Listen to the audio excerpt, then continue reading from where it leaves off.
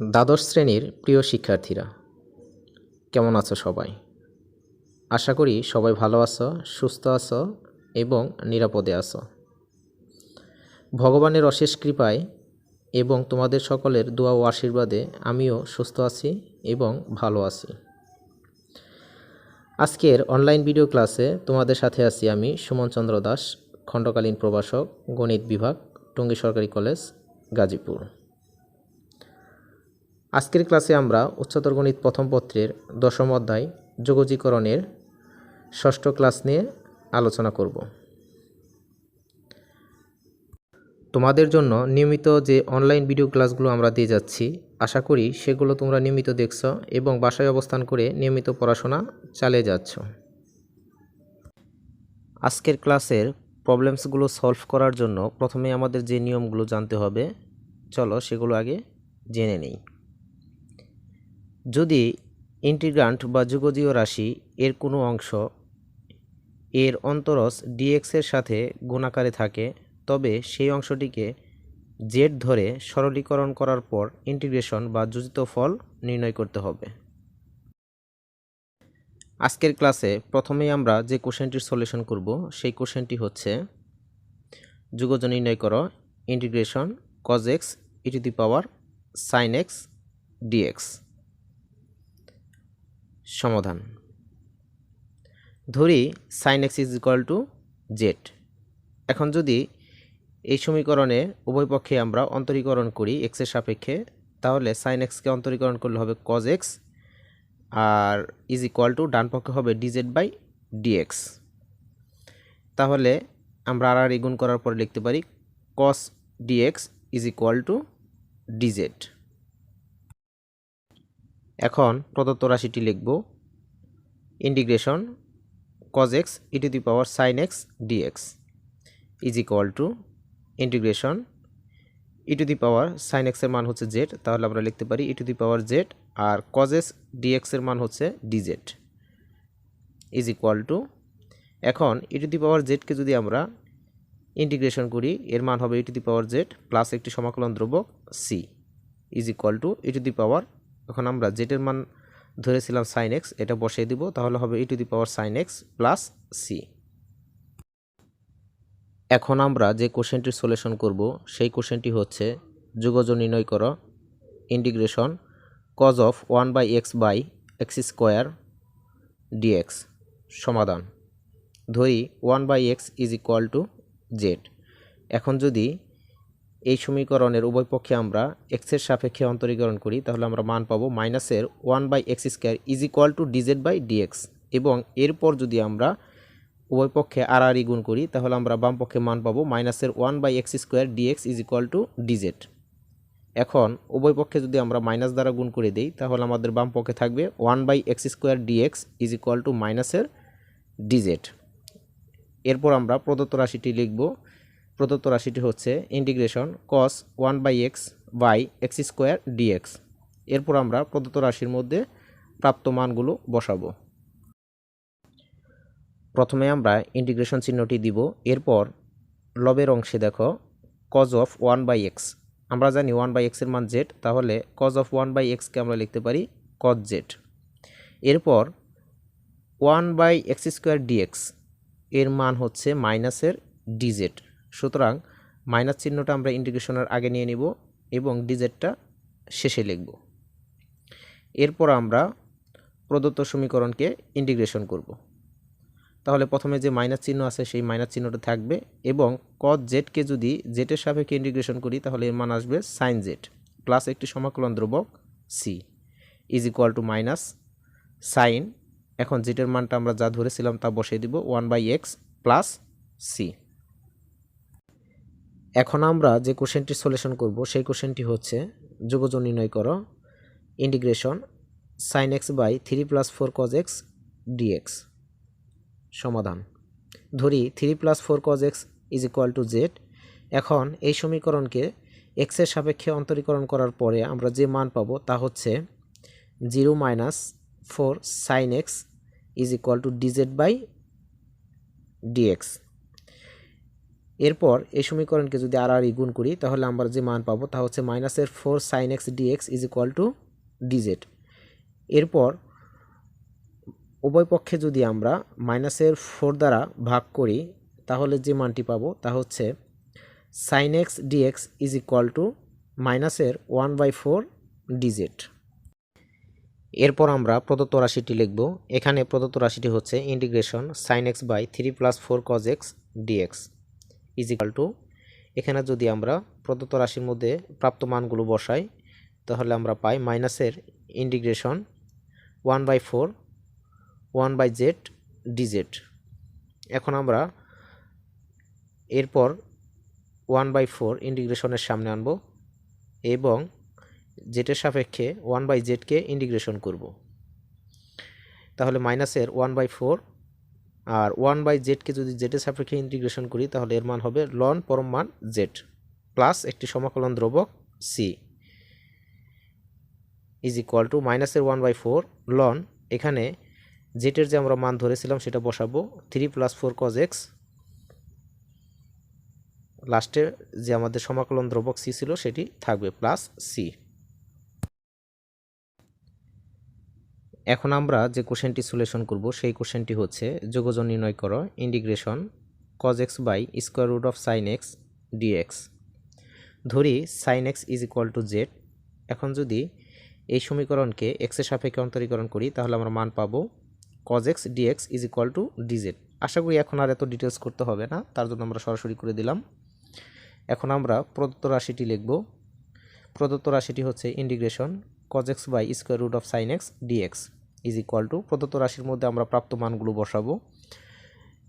তাহলে আমরা লিখতে পারি integration 1 by square root of z dz।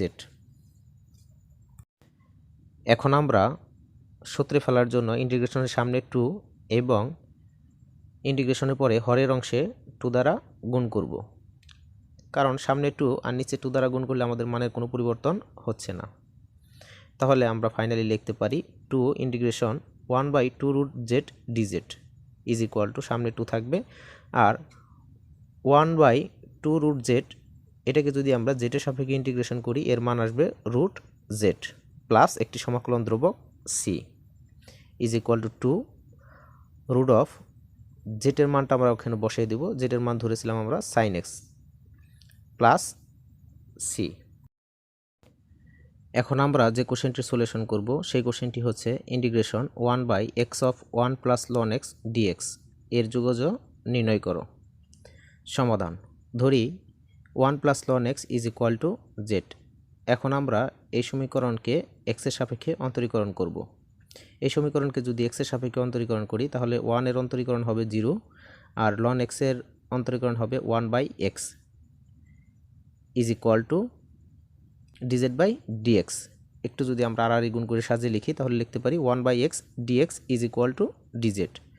এখন আমরা প্রদত্ত সমীকরণটি লিখব এবং প্রদত্ত সমীকরণে প্রাপ্ত মানগুলো বসাবো। প্রদত্ত সমীকরণটি হচ্ছে integration 1/x of 1 plus loan x dx is equal two integration 1/z dz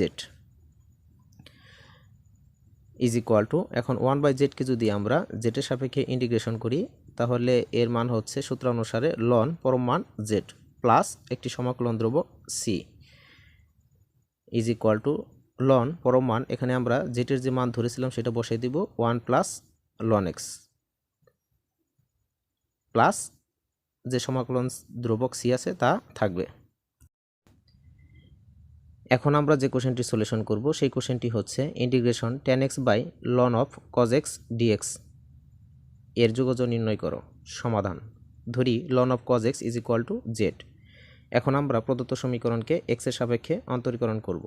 তাহলে আমরা জানি লন x এর অন্তরীকরণ হচ্ছে 1/x, তাহলে এখানে লন অফ cos x এর অন্তরীকরণ হবে 1/cos x ইন্টু আবার cos x কে অন্তরীকরণ করলে হবে মাইনাসের sin x is equal to dz by dx। এখন ডান পক্ষের নিচের dx কে আমরা সাইড চেঞ্জ করে বাম পক্ষে আনলে আমরা লিখতে পারি 1/cos x মাইনাসের sin x dx is equal to dz। অতএব এখানে আমরা উভয় পক্ষে যদি মাইনাস দ্বারা গুণ করি তাহলে আমরা লিখতে পারি বাম পক্ষে আমাদের থাকতেছে উপরে সাইন এক্স নিচে কজ এক্স, সূত্র অনুসারে হবে tan x dx is equal to মাইনাসের ডিজেড। এখন আমরা প্রদত্ত সমীকরণটি লিখব।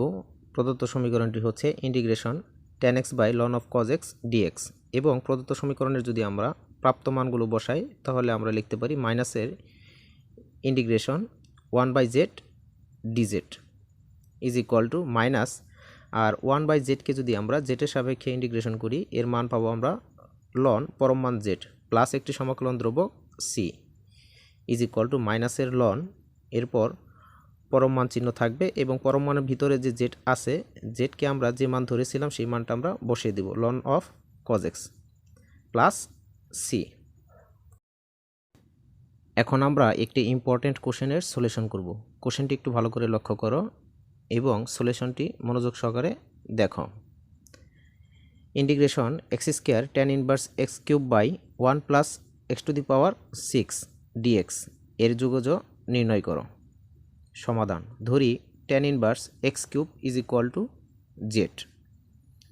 এরপর আমরা এই সমীকরণকে এক্সের সাপেক্ষে অন্তরীকরণ করব, আর বাম পক্ষে যখন টেন ইনভার্স এক্স কিউবকে আমরা অন্তরীকরণ করব তখন আমরা টেন ইনভার্স এক্স এই সূত্র অবলম্বন করব। আমরা জানি টেন ইনভার্স এক্সের অন্তরীকরণ হচ্ছে one by one plus x square into আবার এক্স স্কোয়ারকে আমাদের অন্তরীকরণ করতে হবে। সেই অনুসারে আমরা লিখতে পারি one by one plus x cube তার হোল স্কোয়ার ইন্টু, আর এক্স কিউবকে যদি আমরা আবার অন্তরীকরণ করি তাহলে পাওয়ারটা সামনে আসবে এবং এক্সের পাওয়ার থেকে এক কমবে, তাহলে হবে three x square is equal to dz by dx. এখন এর পরবর্তী লাইনে আর গুণ করার পর ডিএক্সটা আমাদের বাম পক্ষে চলে যাবে, এখানে এক লাইনে করে দেওয়া আছে। অতএব ক্যালকুলেশন করার পরে আমরা লিখতে পারি x square dx by one plus x to the power six is equal to one by three dz. এরপর আমরা প্রদত্ত রাশিটি লিখব। প্রদত্ত রাশিটি হচ্ছে integration x square tan inverse x cube by one plus x to the power six dx is equal to, প্রদত্ত রাশির মধ্যে আমরা প্রাপ্ত মানগুলো বসাবো। তাহলে প্রাপ্ত মানগুলো বসানোর পর প্রদত্ত রাশিটি যে আকার ধারণ করে তা হচ্ছে one by three integration z dz is equal to one by three, আর জেডকে যদি আমরা জেডের সাপেক্ষে ইন্টিগ্রেশন করি তাহলে এর মান হবে z square by two plus একটি সমাকলন ধ্রুবক C is equal to one by three into one by two এর মান হচ্ছে ওয়ান বাই সিক্স, আর জেড স্কোয়ার এখানে আমরা জেডের মানটা বসিয়ে দিব। জেডের মান হচ্ছে টেন ইনভার্স এক্স কিউব, তার উপরে আছে হোল স্কোয়ার প্লাস সি। আজকের ক্লাসে সর্বশেষ যে কোশ্চেনটি সলিউশন করব সেই কোশ্চেনটি হচ্ছে integration sine inverse x by square root of one minus x square dx এর যোগজ নির্ণয় করো। সমাধান, ধরি sine inverse x is equal to z. এখন sine inverse x is equal to জেডকে আমরা এক্সের সাপেক্ষে অন্তরীকরণ করব। তাহলে আমরা জানি সাইন ইনভার্স এক্সের অন্তরীকরণ হচ্ছে one by square root of one minus x square is equal to dz by dx. এটাকে যদি আমরা একটু আর গুণ করে সাজিয়ে লিখি তাহলে লিখতে পারি one by square root of one minus x square dx is equal to dz. এরপর আমরা প্রদত্ত রাশিটি লিখব। প্রদত্ত রাশিটি হচ্ছে integration sine inverse x by square root of one minus x square dx. প্রদত্ত রাশির মধ্যে যদি আমরা মানগুলো বসাই তাহলে লিখতে পারি ইন্টিগ্রেশন জেড ডিজেড, আর জেডকে যদি আমরা জেডের সাপেক্ষে ইন্টিগ্রেশন করি তাহলে এর মান হচ্ছে z square by two plus একটি সমাকলন ধ্রুবক সি। এরপর আমরা পরবর্তী লাইনে জেডের মানটা বসিয়ে দেব, তাহলে আমরা লিখতে পারি ওয়ান বাই টু, আর জেডের মান হচ্ছে সাইন ইনভার্স এক্স তার হোল স্কোয়ার প্লাস সি।